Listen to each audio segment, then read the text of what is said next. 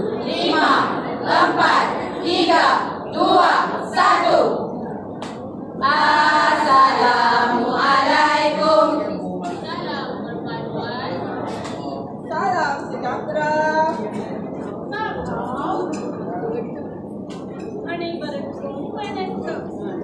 Selamat datang. Pisanangan Dan salam Malaysia Malali. Selamat datang para hadirin. Hari ini kami bersatu hati. Untuk apa? Untuk meraihkan Ketua Pengarah kita, Datuk Haji Cik Roslan dan Cik Daud yang bakal bersara.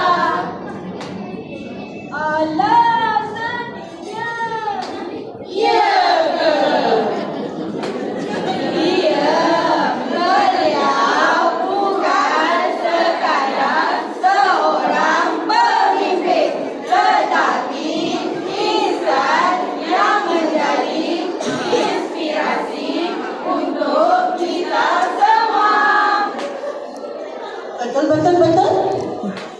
Hikmat bakti tiada tandingan, dicurahkan dengan ikhlas sepanjang zaman. Tegas, bermemang, berwibawa,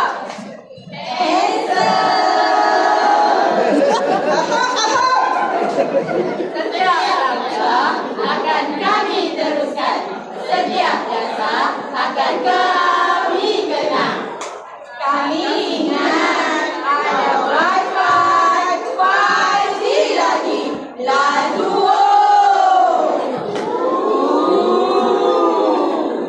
Sekarang nak berstory IG, TikTok, FB, nak email pun senang. Klik, semua di ujung jari. Terbaik.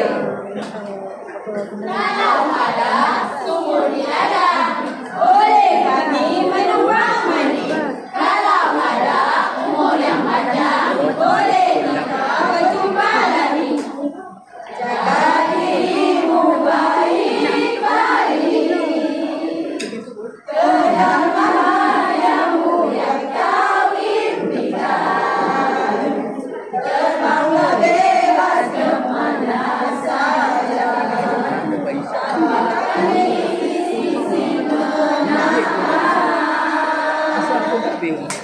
Bila